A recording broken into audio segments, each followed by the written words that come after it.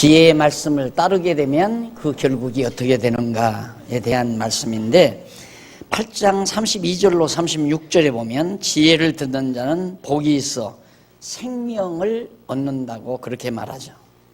근데 결국 당연하잖아요. 지혜를 얻는 자, 여호와 하나님을 경외해서 다윗 왕가를 이어가는 자는 바로 생명을 얻죠. 여기는 사망이 오고 여기는 생명이 주어지고, 물론 여기는 하나님이 언약하신 복이 이 복된 길이니까, 하나님이 언약한 복된 길이니까 복을 받고 생명을 얻지만 이 길로 가면 저주를 받고 멸망에 이른다. 그런 의미에서 바로 그 결국을 말해주고 있습니다. 결국 이 잠언서를 논리적인 체계에 따라서 딱 이해하기면 아주 간결하죠. 이 그림이 잠언서예요. 이 그림. 항상 내가 계속 이걸 그려드리는 이유는 이게 엄청 중요한 겁니다, 여러분. 성경을 그냥 성경을 통째로 볼 수 있는 도표고, 이걸 보면 벌써 내가 이 길로 혹시 가지 않나 이렇게 해서 자기 반성을 해나가기, 성찰해 나가기가 매우 좋고, 물어볼 거 없어요. 근심, 걱정, 염려, 시기, 질투, 미움, 이거 있으면 이게 이쪽 지금 가고 있는 거예요. 평안하고 기쁨이 있고 감사가 넘치면 당연히 이 길로 가고 있는 거고요. 지혜를 잃지 않은 거니까. 그 다음 지혜가 상을 갖추고 어리석은 자를 구원한다고 그렇게 한 내용이 9장 1절로부터 나오는데, 지혜가 그 집을 짓고 7 기둥을 다듬고 짐승을 잡으며 포도주를 혼합하여 상을 갖추고 그 여종을 보내어 성중 높은 곳에서 불러 이르기를 무릇 어리석은 자는 이리로 돌이키라. 또 지혜 없는 자에게 이르기를 너희는 와서 내 식물을 먹으며 내 혼합한 포도주를 마시고 어리석음을 버리고 생명을 얻으라. 명철의 길을 행하라 하느니라. 이쪽에서 집을 짓고, 집을 짓는다는 말은 왕가를 세운다는 얘기죠. 왕가를 아주 지혜로 7 기둥, 여기 7 기둥 나오나요? 지혜로 그 집을 짓고 7 기둥을 다듬고 왕가를 아주 화롭고 아름답게 잘 지혜로 세운다. 다윗 왕가를. 그리고 일로로 오라고. 야, 이 미련한 인간들아, 글로로 가지 말고 이리 와서 내 차려놓은 이 아름다운 음식 먹고 지혜 얻으라. 이렇게 권한다는 얘기입니다. 그리고 7절로 12절, 거만한 자와 지혜로운 자에 대한 훈계 결과, 두말할 것 없이 거만한 자는 훈계에 받댔자 도리어 정말 반항하게 되고, 지혜로운 자는 훈계의 결과, 훈계하면 더욱 지혜로워지고. 그 다음 넘어가서 9장 13절로 18절, 미련한 계집의 어리석은 행동과 말과 무지함을 가르칩니다. 미련한 계집, 역시 미련한 계집은 북으로 간 여로보암을 비유한 말이죠. 간사스럽고 아주 요염한 그런 유혹의 손길을 뻗치는 여로보암을 미련한 계집이라고 그렇게 지칭을 합니다. 미련한 계집이 떠들며 어리석어서 아무것도 알지 못하고 자기 집문에 앉으며 성을 높은 곳에 있는 자리에 앉아서 자기 길을 바로 가는 행객을 불러 이르되 무릇 어리석은 자는 이리로 돌이키라. 또 지혜 없는 자에게 이르기를 도적질한 물이 달고 몰래 먹는 떡이 맛이 있다는도다. 오직 그 어리석은 자는 죽은 자가 그의 곳에 있는 것과 그의 객들이 음부 깊은 곳에 있는 것을 알지 못하느니라. 결국 멸망을 그들은 알지 못하고 그 길로 질주한다. 알면 누구나 가겠어요? 그 길이 좋은 길이라고 생각하니까 가죠. 그러니까 사람은 지혜 있는 자와 없는 자의 차이는 그 사람이 좋아하는 게 뭐냐, 그 사람이 즐기는 것이 뭐냐, 그거에 따라서 쉽게 판별이 나죠. 여러분들처럼 정말 이 공부가 뭐가 그렇게 좋습니까? 일반적으로 볼 때. 그러나 여러분은 좋으니까 하잖아요. 여기 학위 주는 것도 아니고. 안 그래? 이거 공부해서 여러분들이 뭐 크게 세속적으로 성공해가지고 돈 벌 것도 아니고. 그래서 여러분 성경 공부한다면 혹시 남편들이 그런 남편 없어요? 야, 전도사 할래? 목사 할래? 이러면서 하는 사람들 있잖아요. 들은 모양이군요. 웃는 거 보니까. 좋으니까 하는 거예요. 하면 좋으니까. 저 역시도 마찬가지예요. 좋으니까 성경 연구하고 좋으니까 가르치고 그러지 안 좋으면 뭐하러 하겠습니까? 그 다음 이제 10장 넘어갑니다. 잠언 10장에서 22장 16절까지인데 왕가를 세워주시는 여호와입니다. 자, 이게 3절이죠. 자, 3절인데 1절은 지혜장, 지혜를 주시는 여호와. 그렇죠? 아니, 죄송합니다. 몇 페이지예요?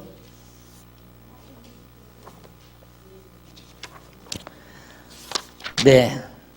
2절이 지혜를 주관하시는 여호와, 3절은 왕가를 세워주시는 여호와, 그 다음 1절은 잠언의 서언적 서술, 진술. 잠언의 서언은 1절로 6절까지고 서언이고, 그 다음 이제 주요 내용이 지혜를 주관하시는 여호와, 왕가를 세워주시는 여호와. 그러니까 지혜를 주기도 하고 안 주기도 하고 지혜롭게도 하고 어리석게도 하고 하나님이 다 주관한다, 여호와께서. 그래서 그렇게 지혜를 주관해서 왕가를 세워주신다. 사실 다윗이 처음 왕이 됐을 때 이 앞에 이제 사울이 됐잖아요. 사울 왕이. 사울은 베냐민 지파거든요. 그런데 여기서 야곱이 유다에게, 자기 아들 유다에게 내게서는 왕이 홀 7위자의 지팡이가 내게서 안 떠난다.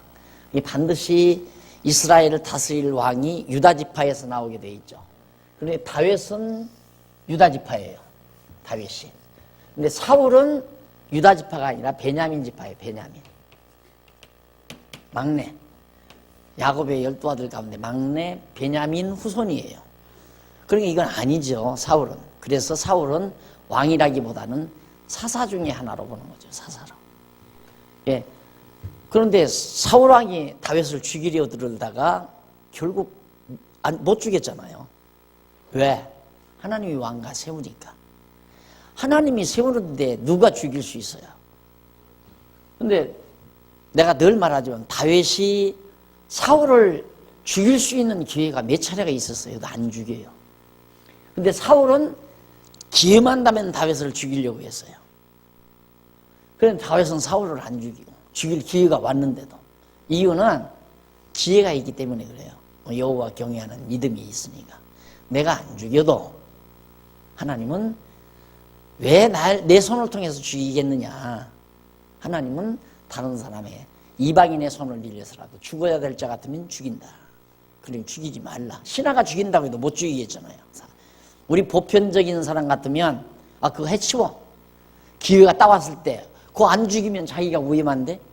안 그래요? 얼마나 위험해요, 안 죽이면. 그러니까 해치우라고 할 수 있잖아요. 그게 보편적인 사람들이 가지는 생각이죠. 그러니까 엉뚱하잖아요.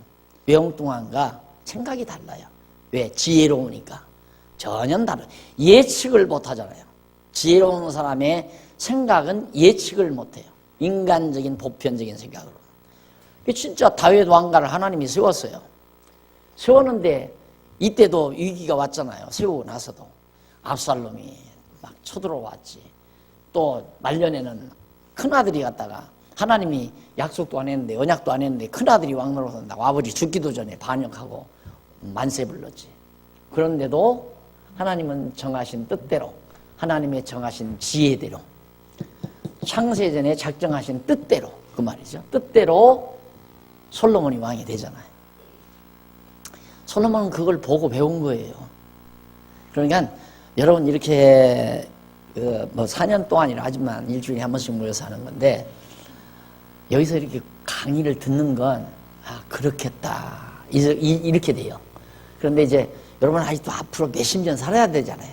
살면서 맞구나, 정말 그렇구나, 맞다. 그러면 이제 여러분들 이제 자녀들 참 아주 고매하게 여러분들이 나이가 드시면서 정말 하나님께서 부르시는 그때 자녀들 다 면전에 와서 앉아서 흑흑대고 울면 울지 말라고 타이르면서 솔로몬처럼 아들에게 여호와 경외하는 것이 최고다, 잊지 말고 경외하거라 하는 말 남기고 갈 수 있죠. 왜? 살아오면서 경험 너무너무 많이 했으니까. 야, 맞구나, 진짜 맞구나. 솔로몬이 너무 경험한 거예요. 이게 왕가가 지켜진다는 게 어렵잖아요. 실상 얼마나 다윗이 위기를 많이 겪었습니까? 그런데도 하나님이 이 왕가를 세워주시고 또 자기가 하나님의 뜻을 따라 아버지 뒤를 위해서 왕이 된다는 것도 대단한 거란 말입니다.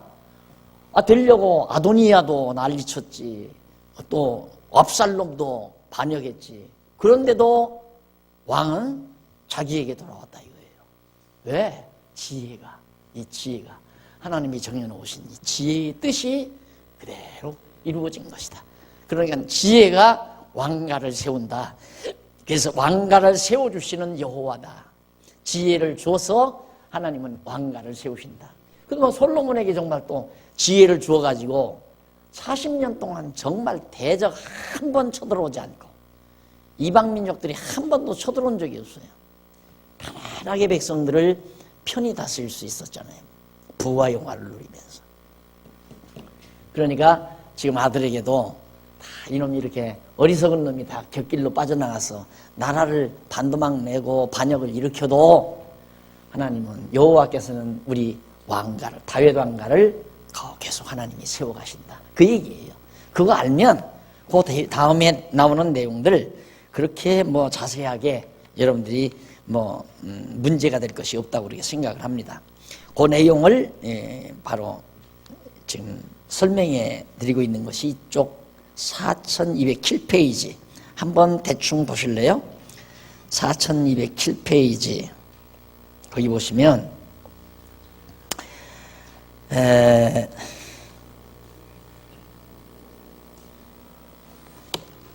밑에서 열 번째 줄, 열 번째 한 중간 보세요. 이는 일찍이 여호와께서 야곱을 통하여 이제 설명한 그거예요. 떠나지 아니하리라 치자의 지팡이가. 그래서 창세기 49장 10절에 나오죠. 그 언약하신 말씀은 물론 우리 다윗, 유다 자손 다윗에게 선지자 나단을 통하여 다윗의 이름을 존귀케 하시고 나라를 평안케 하시며 왕위를 경고케 하신다고 언약하신 말씀을 이루어 주실 것을 믿고 있었기 때문에 바로 그렇게 된 것이다. 이런 하나님의 언약의 말씀을 믿으니까 다윗도 그랬고 솔로몬도 그렇고 또 하나님은 그대로 언약하신 대로 다 이루어 주셨고. 자, 그 다음 넘어가서 4208페이지 가로 없는 1번 왕을 세우심에 대한 명철. 하나님이 세우는, 여호와께서 왕을 세우신다. 그 세우심에 대한 그런 명철을 솔로몬이 르호보암에게 가르쳐요. 너 하나님이 왕을 어떻게 세우는 줄 아느냐? 세우시는데 그 명철함이 뭔지 아느냐? 그걸 지금 가르쳐 주는데 지혜를 얻은 아들을 세운다. 첫째, 10장에서부터 11장까지. 하나님은 누구를 이스라엘의 대를 이을, 다윗 왕가의 대를 이을 왕으로 세우는가? 지혜를 얻은 자로. 이 지혜를 얻은 자란 말은 여호와를 경외하는 자로 대를 잇게 한다. 그러니까 보세요.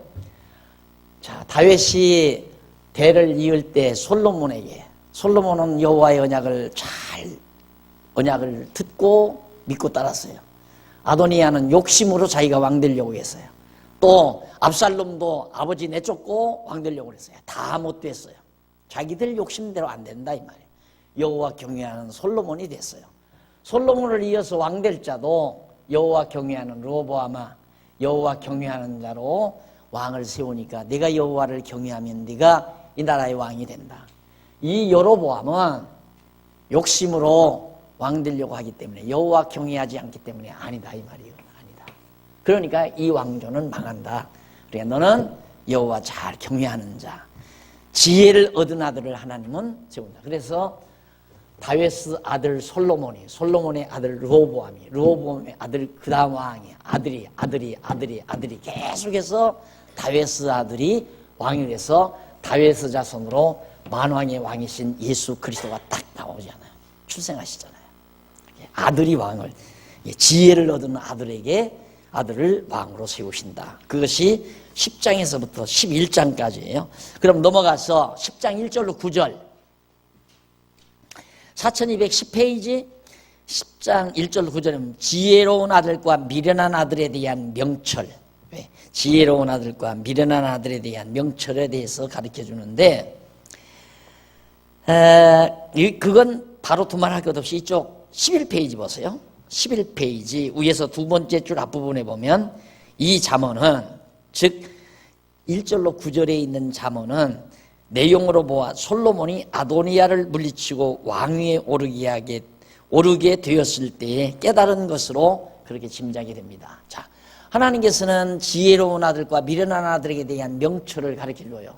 누가 지혜로운 아들이고 누가 미련한 아들인가? 솔로몬은 지혜로운 아들이고 아도니아는 미련한 아들이고, 아주 미련한 아들. 솔로몬은 지혜로운 아들이고, 그렇잖아요. 그걸 솔로몬이 깨달은 거예요. 왜 그러냐면 아도니아는 다윗이 다 늙어서 죽기 직전 자리에 누워있을 때 아버지 우습게 보고 이 아도니아가 자기 패거리 동원에 가서 왕한테 불러버리고 자기가 왕이 됐단 말입니다. 그런데 아버지가 다윗이 나중에 그걸 알고 솔로몬 오라고 해가지고 솔로몬 손들어서 왕 세워놨잖아요. 그러니까 그냥 풍지박산 돼가지고 아도니아 죽어버리고 말았잖아요. 이걸 솔로몬이 자기가 실제 생활 속에서 경험을 했는데 어떻게 이런 명철이 안 떠오르겠어요? 맞다 이 말이 맞다. 야, 진짜 맞다. 정말 하나님 살아계셔서 여호와 경외하는 지혜자를 왕으로 세우시는구나. 그걸 자기 아들 르호보암에게 가르치는 거예요. 당신이 경험한 그 아름다운 지혜를 아들에게. 여러분, 생각할 수 없는 사람이 고독해요. 생각할 수 없다는 말은 생각할 재료가 없어요. 우리는 생각할 수 있는 재료가 무한정하잖아요. 진짜 많잖아요. 산속 깊은 곳에 가서 한 달이고 두 달이고 1년이고 앉아서도 머릿속에 그 즐거운 생각, 좋은 생각이죠. 이 진리에 의해서, 이런 진리에 의해서 쫙 성경을 하나하나 넘겨볼 때마다 거기서 막 주옥 같은, 다이아 같은 보석들이 막 더글더글한 모습을 성경 안에서 볼 수 있잖아요. 여러분, 정말 평온하게 앉아서 성경 보는 사람은 우울증 환자 안 돼요. 성경 보면서 그동안 공부한 것, 살아온 것들이 다 그게 살아나면서 정말 우리 마음에 더 큰 기쁨과 즐거움을 가져다 주니까. 솔로몬이 지금 그거거든요. 자기가 지혜를 얻고 자기가 살아오면서 경험했던 그런 내용들을, 그런 지혜의 명철들을 아들에게 지금 가르쳐 주는 거라면 안 된다. 그거 안 되는 거다. 그러지 말라. 왕은 하나님이 지혜 있는 아들을 왕으로 세우는 거다. 지금 그 얘기 아닙니까?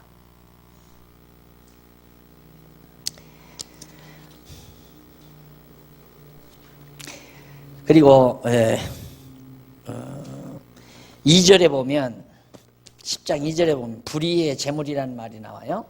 불의의 재물은 불의의 재물이 아니라 이쪽에 11페이지에 밑에서부터 11번째 줄 거기 보면 오체로트 레수아라는 말이 나와요. 히브리어로. 그 말은 불의의 재물이라고 번역을 했는데 그 말은 사악한 병기고, 그러니까 이쪽 여로보암이 가서 사악한 병기고 막 전쟁에서 싸울, 물론 아도니아도 마찬가지죠.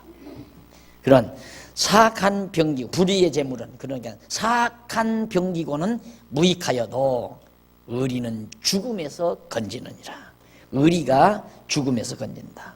의리란 공의라는 의미로서 여호와 하나님의 정하신 뜻, 이게 의리, 하나님의 지혜, 하나님의 뜻, 이게 바로 옳은 것, 의리. 보통 우리 의리하면, 의리가 뭐냐면 우정을 절대 변치 않고 지키는 거, 그게 의리가 있다고 되게 그러잖아요. 그런데 진정한 여기서 말하는 의리란 하나님의 정하신 뜻이 변함없음을 지켜나가는, 변함없는 하나님의 지혜의 뜻이 변함없이 그걸 유지해가는, 그게 의리죠. 이것은 정말 대단한 힘을 가지고 있지만은 북쪽으로 한 여로보암의 병기고는 무익하다. 아무런 무능한 능력은 그건 필요 없는 거다. 그러니까 불의의 병기고는 무익하여도 의리는 죽음에서 건지느니라. 넘어가십시다. 그 다음 넘어가서 10절로부터 10장 10절로부터 21절까지, 거기는 의인의 입과 악인의 입의 차이에 대해서 대한 명철입니다. 의인의 입과 악인의 입의 차이에 대한 명철, 그걸 어떻게 분별할 수 있나. 그 명철이란 뭐냐면 분별하는 능력이거든요. 옳고 그름을 분별하는 능력. 명철해야 옳고 그름을 바르게 분별할 수 있습니다. 명철하지 못하면 옳고 그름을 분별치 못해요. 이거 지금 여로보암이 옳고 그름 분별 못하고 그런 길로 지금 가잖아요. 옳은 걸 분별을 못하고. 명철하면 일로는 안 가고 이쪽으로 가죠. 옳은 길로 가죠. 말도 마찬가지다. 그래서 1절로 14절은 의인의 입과 악인의 입의 결국에 대해서 말합니다. 눈짓하는 자는 근심을 끼치고 입이 미련한 자는 패망하리라. 자, 눈짓하는 자. 눈짓하는 건 뭔가 떳떳하지 못하니까 눈짓하는 거죠. 떳떳하지 못하니까. 그리고 그러니까 눈짓하는 자는 자꾸 눈짓을 하게 되면, 예를 들어서 이렇게 같이 있다가 누구를 속이기 위해서 눈짓을 했다. 그러면 그게 항상 근심이 되죠. 왜? 저 사람이 알면 어떡하나. 그래서 눈짓은 근심을 낳고, 그 다음 입이 미련한 자는 패망하리라. 입이 미련해가지고 상대방을 화나게 한다거나 상대방을 정말 저주하는 말을 했다가는 그 사람에 의해서 잘못하면 이제 피해를 입게 된다. 그런 의미의 내용들이 쭉 나옵니다. 미움은 다툼을 일으켜도 12절에 나오죠. 11절 의인의 입은 생명의 샘이라도 악인의 입은 독을 머금었느니라. 여로보암은 악인이고 르호보암은 의인이고, 의인의 말은 바로 이 다윗 왕가를 따라서 하나님을 여호와 경외하면서 살자라고 가리킨 르호보암의 입은 생명샘이죠. 남쪽 유다 르호보암 통치 아래에서 사는 유다 백성들은 계속 정말 하나님의 보호하심 속에 살았지만, 북쪽으로 따라간 백성들은 바로 망하고 또 망하고 시련을 겪고 결국에는 급기야 아수르에 의해서 왕창 다 망해버리고 말잖아요. 그런 의미의 내용들이 거기 담겨져 있고요. 15절로 17절은 14페이지 의인과 악인의 재물과 수고 및 행동 결과에 대해서 가르쳐 줍니다. 의인과 악인의 재물, 그리고 행동. 이 사람이 가지고 있는 재물과 행동, 르호보암이 가진 재물과 행동 결과가 전혀 다르죠. 그걸 15절부터 말을 해줘요. 15절을 보십시다. 부자의 재물은 그의 견고한 성이요 가난한 자의 궁핍은 그의 패망이니라. 의인의 수고는 생명에 이르고 악인의 소득은 죄에 이르느니라. 훈계를 지키는 자는 생명길로 행하여도 징계를 버리는 자는 그릇 가느니라. 솔로몬의 훈계를 듣고 이 길로 가는 자는 생명길이지만 안 듣고 나라 갈라가지고 북쪽으로 간 여로보암은 완전히 사망길이고 멸망길이고, 그가 돈 많이 가지고 있으면 뭐예요? 재물 많이 가지고 있으면 뭐예요? 다 망해버리고 마는 거예요. 22절로 32절 넘어갔어요. 의인과 악인이 받게 되는 심판에 대한 명철. 의인과 악인이 어떻게 심판을 받는가? 이건 이게 이건 악인이고 이건 의인입니다. 의인이란 여호와 경외하는 자가 의인이고, 여호와 경외치 아니하는 자가 악인이고, 도덕적으로 윤리적으로 하는 말이 아니고 그런 의미에서 의인과 악인이라는 말을 씁니다. 자, 넘어가서 11장 넘어갑니다. 1절로 15절, 악인과 의인의 행위 결과 여파에 대한 명철입니다. 그러니까 악인과 의인의 행위가 어떤 결과가 맺고 그 결과에 대한 여파는 어떻게 이루어져 가는가에 대한 것을 분별할 수 있는 명철을 가르쳐줘요. 먼저 8절까지는, 1절로 8절까지는 밑에 각자 스스로에게 미치는 악인과 의인의 행위 결과의 여파에 대해서 가르쳐주는 내용입니다. 행위 결과의 여파, 멸망이고 생명이죠. 결과적으로는 소망이 있고 절망이 있고 이런 얘기들이 거의 다 나옵니다. 속이는 저울은 여호와께서 미워하셔도 공평한 추는 그가 기뻐하시느니라. 교만이 오면 욕도 오거니와 겸손한 자에게는 지혜가 있느니라. 정직한 자의 성실은 자기를 인도하거니와 사특한 자의 패역은 자기를 망케 하느니라. 전부 이 둘을 놓고 지금 하는 거예요.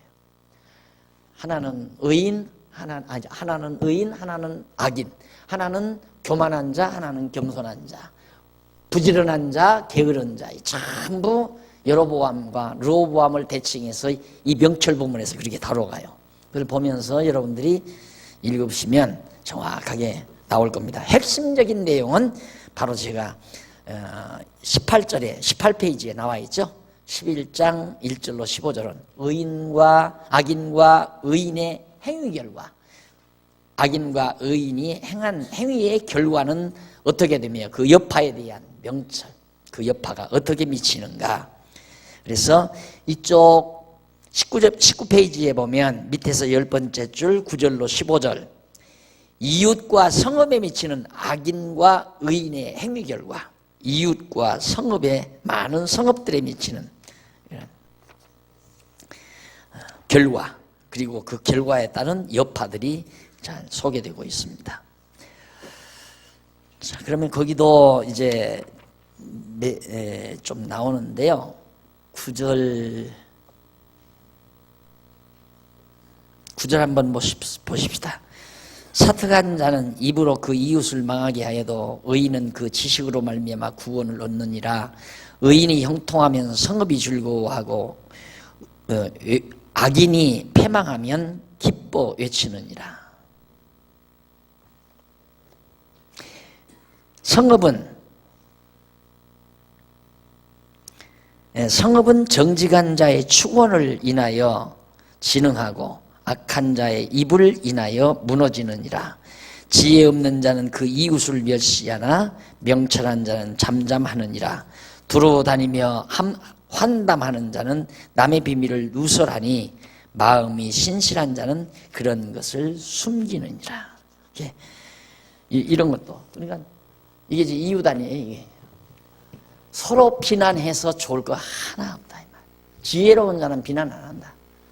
자, 여기 뭐 잘못했죠? 악인이라도 의인이라고 해서 이 사람 자꾸 비난하는 건 미래라는 거예요. 그러니까 내가 늘 그러잖아요. 여러분들 아마 제가 가끔 강의 도중에 하는 얘기가, 야, 저 무슨 책에서 저렇게 성경에 다 있어요. 성경 없는 말 제가 하는 게 아니에요. 내가 그러잖아요. 남을 비난하는 것은 자기를, 이렇게 사람들은 그렇게 생각해요. 남을 비난하면 자기가 도다진다고 생각하는 거예요. 얼마나 어리석은 생각입니까? 그러니까 그 말은 전제가 있어요. 심리적으로 저 사람 비난하면 나는 안 그렇다, 그 얘기거든요. 그러니까 그게 얼마나 미련한 거예요. 나 같은 경우는 그거 알죠. 남 비난하는 사람은 도리어 저질이죠. 그러잖아요. 남의 흉보는 사람. 그런 사람은 남의 허물을 다 이렇게 다 들춰내요. 그런데 지혜로운 사람은 다 덮어버린다. 다 덮어버린다. 왜? 하나님이 해가실 해가요. 망할 자 망하게 하고 흥할 자 흥하게 하고. 지혜로운 자는 자기가 상대를 망하게 할 필요도 없는 거고. 그래서 다윗이 사울을 안 죽이는 거죠. 안 그랬으면 다윗이 자기가 죽여버리죠. 기회 왔을 때. 안 죽이잖아요. 망할 자는 망하게 돼 있는데. 그래서 원수 갚음이 하나님께 있지. 내가 원수 갚으려면 안 된다. 그래야 마음이 편해질 거 아니에요. 내가 원수 갚으려고 하면 막 마음이 악독해지죠. 막. 원수를 갚으려니까. 그런데 그게 없잖아요. 그럴 필요가 없잖아요. 그래서 바로 악인과 의인의 행위 결과에 대해서 지금 말해주고 있는 내용입니다. 그 다음에 이제 11장 16절로부터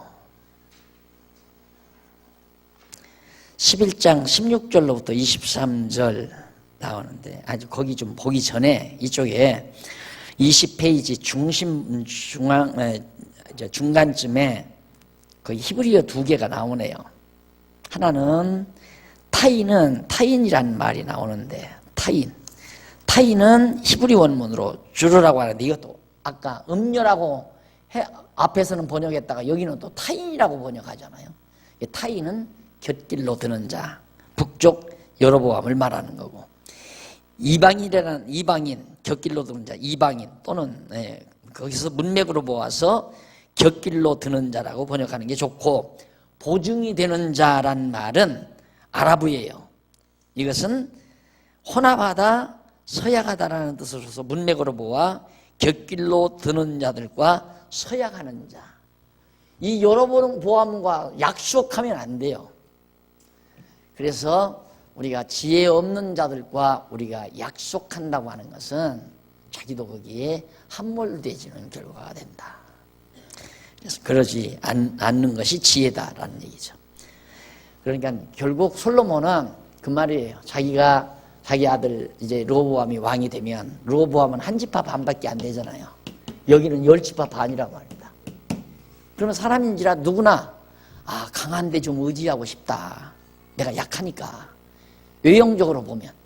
그러면 르호보암은 여로보암하고 어떻게 혼합하다? 약속하다.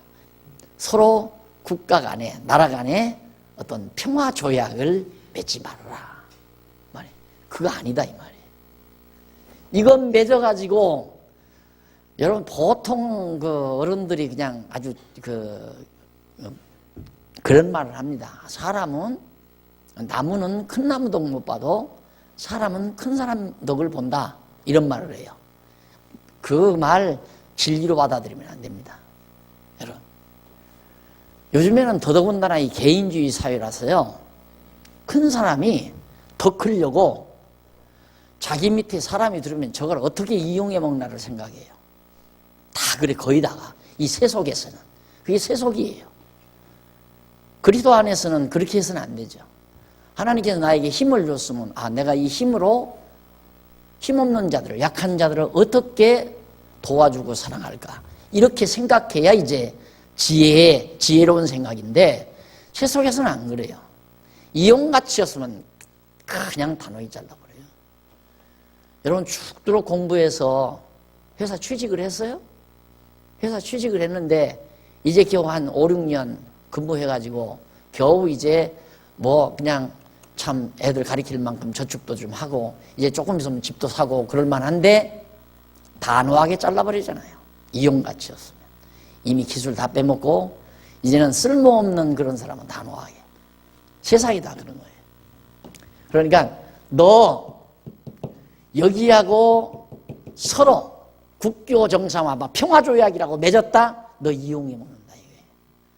나 항상 미움 받을지 모르지만 우리가 미국 의지하고 산다는 게 참 철학 맞고 한심스럽고 미국 의지하고 살다가 이 꼴 되는 거 아닙니까? 따지고 보면 어디라도 의지할 필요 없는 거더니 따지고 보면 우리 당당하게 그런데 이게 이제 미련스럽게 그 강대한 나라 의지해야 뭐 대통령도 되고 강대한 나라 의지해야 무슨 뭐 위원장도 되고 이게 소련 의지하고 김일성이 뭐 거기 뭐 수상인지 뭔가 되고 이쪽에는 이승만 대통령 미국 의지하고 대통령 되고 이래가지고 나라 반쪽 만들어 놓고 우리는 우리끼리 그냥 살아야지. 완별히 봐라. 민족 자결주의 선언 냈을 때 그냥 우리끼리 딱 단결이 돼야 되는 거 아니겠습니까? 약하다고 하나님이 약하다고 멸망시키는 거 아니에요. 약해도 이들이 승리하잖아요.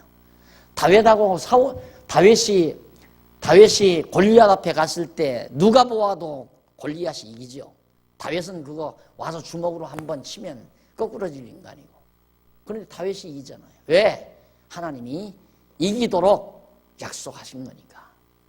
너는 칼과 창 의지하고지만 나는 네가 모독하는 만군의 여호와 이름으로 온다. 여호와 이름으로 가서 이긴 거 아니에요. 그러니까 솔로몬이 아들한테 너 절대 북이스라엘하고 교류하지 말라. 화합하지 말라. 섞지 말라. 연합하지 말라. 그 말이에요. 우리 여호와 하나님 경외하고 사는 우리가 바로 그 심정을 늘 가져야 됩니다. 그냥 하나님은 내 편이다 라고 하는 걸 확실히 믿어지면 뭐 의지할 것도 없고 힘자랑할 것도 없고 남 비난하고 욕할 것도 없고 남과 경쟁할 필요도 없는 거고 하나님이 내게 맡겨준 일을 성실하게 그냥 해나가면 되는 거예요. 그 다음 11장 24절로 31절 거기 보면 의인과 악인의 재물 활용 방법에 대해서 의인은 어떻게 재물을 활용하고 악인은 재물을 어떻게 활용하는가 그거에 대한 명철을 가르쳐주는 내용입니다. 24절로 26절은 재물로 구제하는 자와 아끼는 자에 대해서 재물로 구제하고 아끼면 바로 지혜로운 자고 그 다음 아들에게 의인과 재물을 의지하는 악인의 결국 아들에게 의인과 재물을 의지하는 악인의 결국 의인의 결국과 재물을 의지하는 악인의 결국 자 그러니까 무슨 얘기입니까? 의인은 그러니까 여호와 하나님을 의지하는 자는 내게 재물을 주었다. 그럼 이 재물을 가지고 여기서는 구제라고 하는 어떻게 하면 좀 더 어렵고 연약한 자들과 함께 기뻐할까를 생각하죠.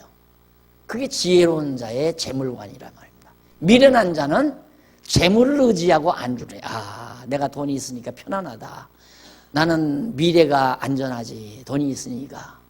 그래서 돈을 의지하고 살게 되고요. 그게 악인의 결국이 되는 거다.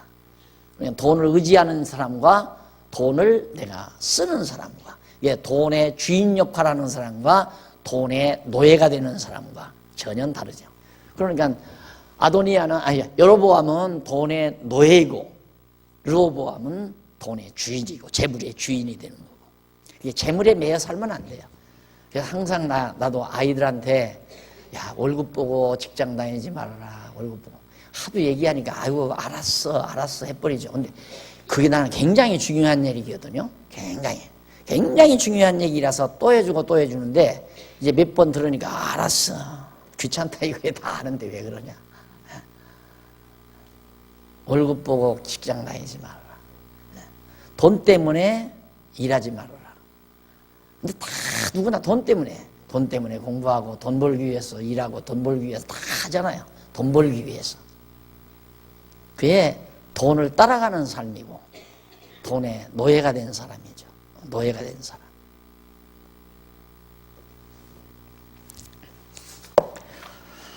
훈계를 듣는 아들을 세우시는 내용. 지혜를 얻은 아들을 왕으로 세우고 두 번째는 훈계를 듣는 자를 왕으로 세운다. 당연하죠. 솔로몬이 지금 아들 르호보암에게 잠언을 통한 훈계를 하잖아요. 이 훈계를 네가 잘 듣는 너에게 하나님은 바로 내 뒤를 이어서 왕으로 세우지 여로보암 훈계 듣지 아니하는 이 반역자 여로보암이 절대 왕이 되지 못한다. 지금 그 얘기예요. 12장, 13장 두 장이. 그래서 12장 1절로 14절은 의인과 악인의 결국, 여로보암과 르호보암의 결국이죠. 그 행동에 대한 명철 계속 막 여러 가지로 나와요. 여러 가지로. 내가 윤곽만 지금 여러분들에게 말씀을 드리니까 아마 미리 복습 다 하셨으리라고 생각합니다. 복습을 꼭 좀 가서 예습 하시고 가셔서 한번 시간 나가들랑 쭉 성경 본문을 읽으면서 큰 제목 보고 성경 본문을 읽으면 의미가 이 그림 딱 이 도표 딱 놓고 하나님께서는 이 시대의 역사를 배경으로 해서 솔로몬을 통하여 아들 르호보암에게 장차 다윗 왕가를 이어갈 왕들 르호보암에게 지혜로 훈계하는 말씀이다. 얼마나 중요한 얘기예요, 여러분. 굉장히 중요한 말씀 아니에요. 여기에 우리가 이 세상 살아가는 온갖 지혜가 다 들어가 있어요. 처신하는 태도도 다 들어있고, 살림하는 태도도 다 들어있고, 직장 생활하는 태도도 다 들어있고, 이 세상 사는 지혜의 보고가 잔뜩 들어있는 것이 전도서, 잠언서란 말입니다. 전도서는 그 결과의 내용들이고요. 자, 그 다음 넘어가서 15절로 28절까지 31페이지에 나오죠. 의인과 악인이 행한 행동 결과에 대한 명철. 그 가운데서 15절로 18절은 미련한 자와 지혜로운 자의 태도에 대하여 가르쳐주는 일인데 한번 조금 읽어보십시다. 15절. 미련한 자는 자기 행위를 바른 줄로 여기나 지혜로운 자는 권고를 듣느니라. 미련한 여로보암은 지금 반역하고 나가서 나라 세우는 일이 옳은 줄로 생각하고 하는 거예요. 왜? 10지파 반이 다 따라오니까 내가 옳다 지금. 숫자만 하면 옳은 거예요. 숫자만. 그러니까 숫자만이 있으면 그게 진리고 옳은 거고. 지금도 그래요. 지금도. 여러분, 제가 오늘까지 이렇게 버텨온 것도, 버텨오는 내용, 올 수 있는 그런 힘도 이 지혜, 이 잠언서 이런 데서 엄청난 힘을 많이 받죠. 예수님도 물론 넓은 길 가지 말고 좁은 길로 가라 했지만은 성경에도 보니까 전부 숫자 많아지면 정치력이나, 그러니까 사람 수 많아지고 돈 많아지면 썩어져요. 그럼 반드시 썩어지게 돼 있어요. 사람 많아지고 돈 많아지면. 그러니까 내가 자꾸 그러잖아요. 조심해야 한다, 조심해야 한다. 우리에게 돈 좀 생겼고, 이 건물이 이렇게, 이거라도. 그리고 교인들도 좀 많아지고. 이 정신 번쩍 차려야죠. 썩어지게 돼 있어요. 사람 많고 돈 많으면. 돈 많고 사람 많은 곳에는 거기에는 부패된 인간의 욕망, 모든 욕망, 모든 이권이 다 모여들어요. 글로로. 그러니까 가정도 그렇습니다. 가정도 적당히 재산이 적당히 있으면 자녀들이 부모 재산 넘보지 않고 부모님 여생에 부럽지 않게 열심히 쓰고 사세요. 자녀들이 그렇게 커요. 그런데 부모 재산이 많다? 그럴 땐 형제끼리 아비다툼이에요.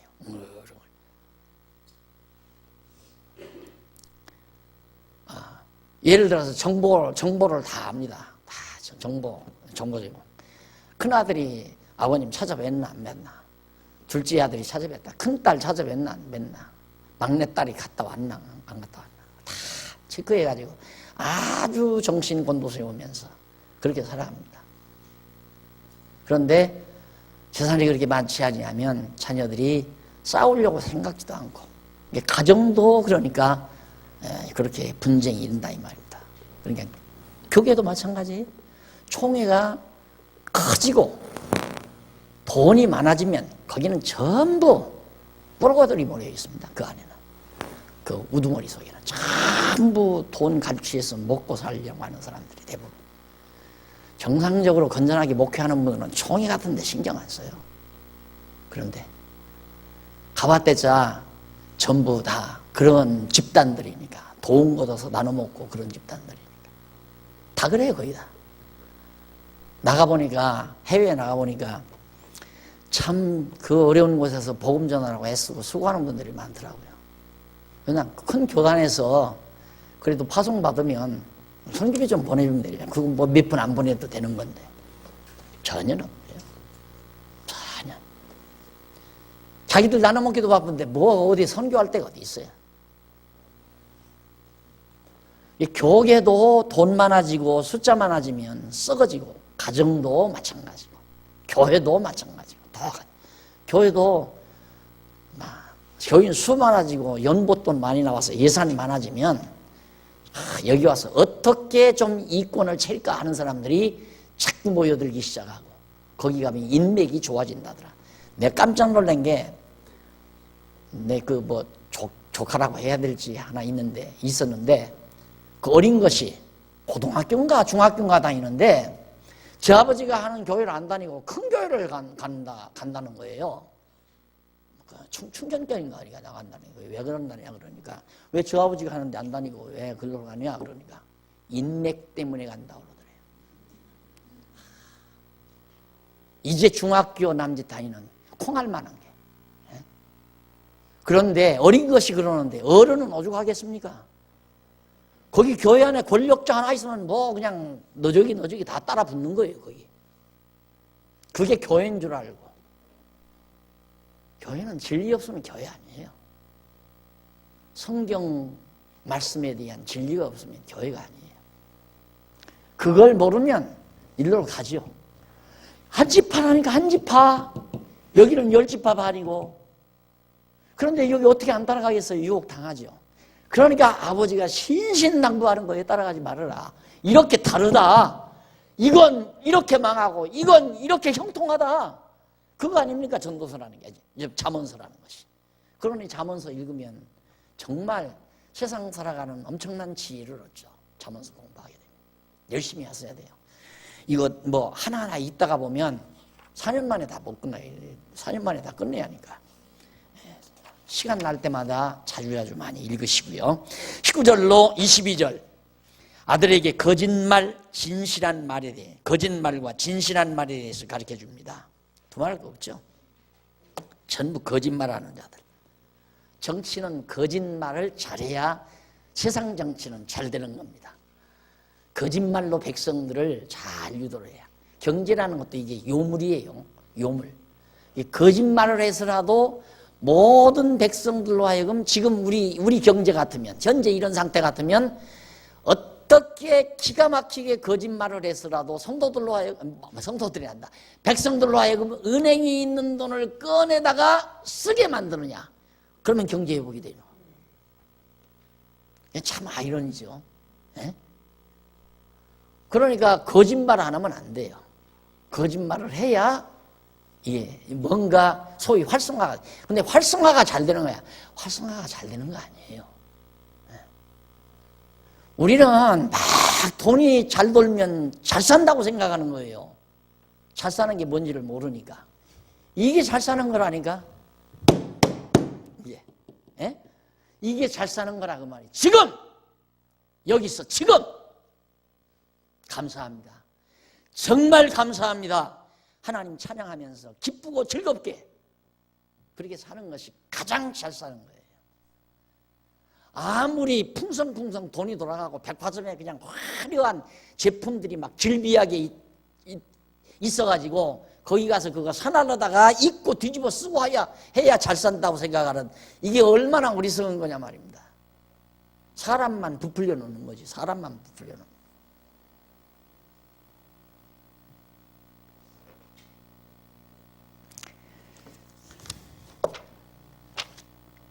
13장 1절로 14절.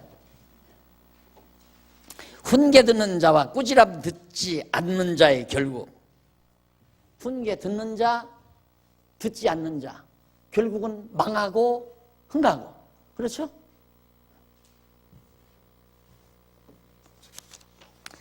그 다음 넘어가서 13장 15절로 25절까지. 지혜로운 자와 미련한 자의 행동 결과. 계속 나오잖아요. 지혜로운 자, 미련한 자의 행동 결과.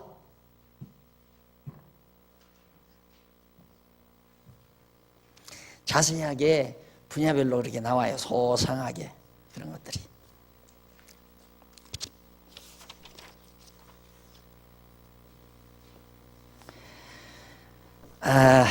우리 17절쯤만 볼까요?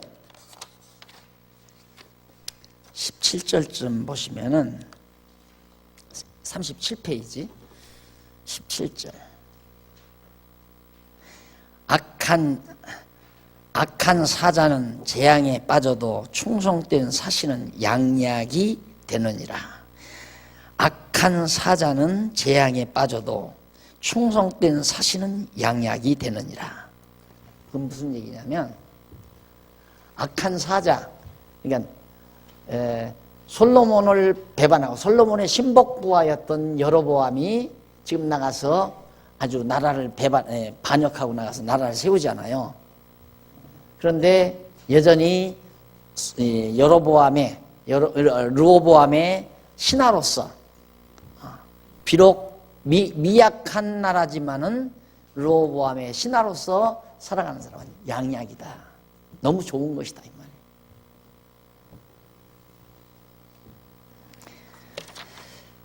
그 다음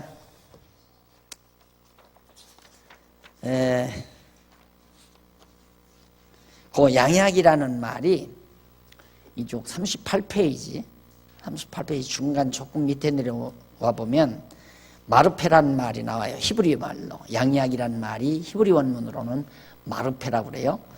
이 말은 바로 치료 또는 구출이라는 뜻으로서 본문에서는 내용상으로 보아서 구출,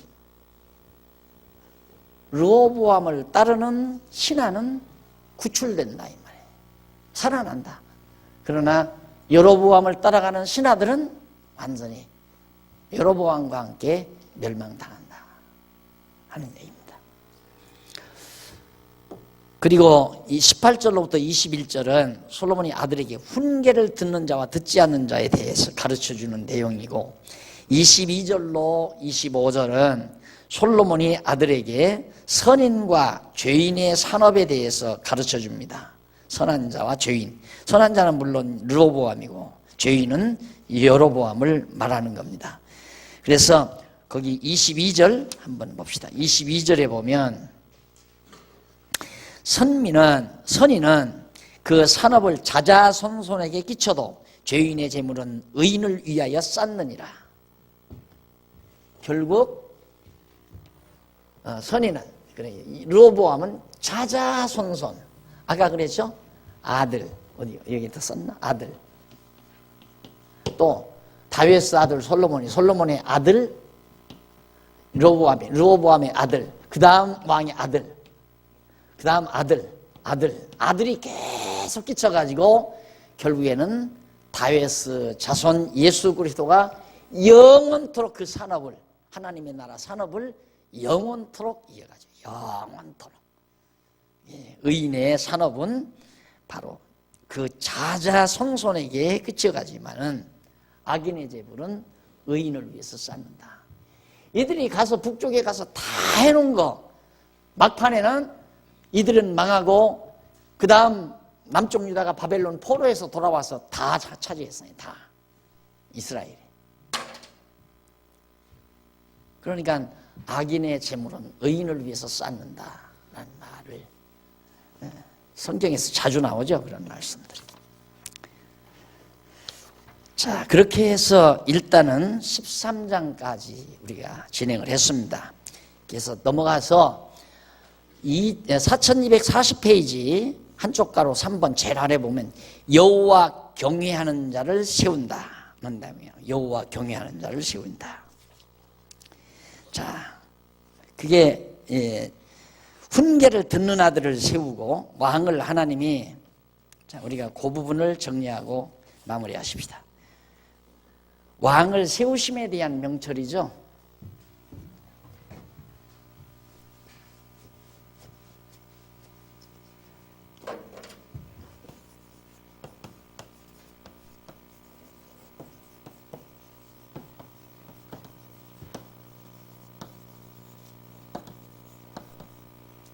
세우심에 대한 명철. 이것이 10장에서부터 15장까지 10장에서 15장까지 그런데 그 중에 1절이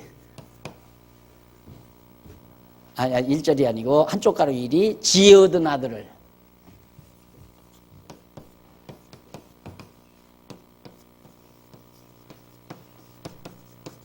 그 다음 두 번째가 훈계 듣는 아들이죠.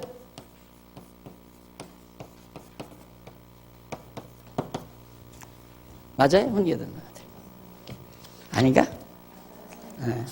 그리고 세 번째가 다음 시간에 공부할 일이 여호와 경외하는 자.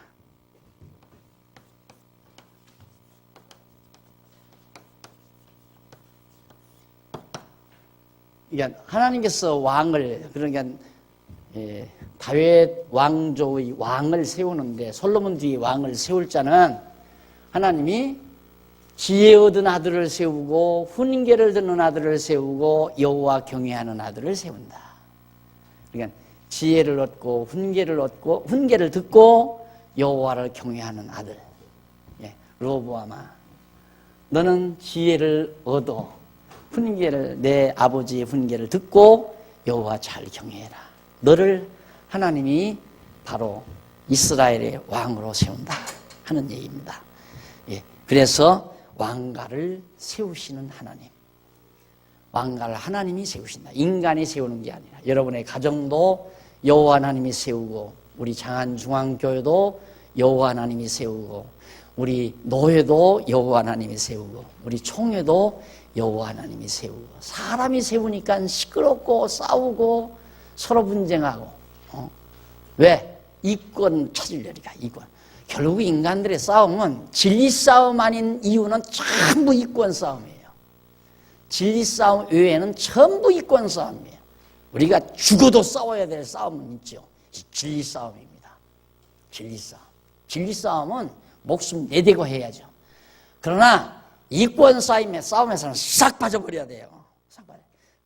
거들떠도 보지 말고 못 갔으면 다 먹고 생기 갔으면 다 생기라고. 이권 싸움은 하는 거 아니거든요. 치사한 거고 더러운 거고. 이게 지금 여로보암이 지금 이권 싸움 하는 거거든요. 이권 싸움. 다음 시간 뵙도록 오늘 강의에서 기도하십시다. 아버지 하나님, 오늘 또 하나님의 귀한 말씀 함께 나누면서 지혜를 얻을 수 있는 종을 주신 걸 감사합니다.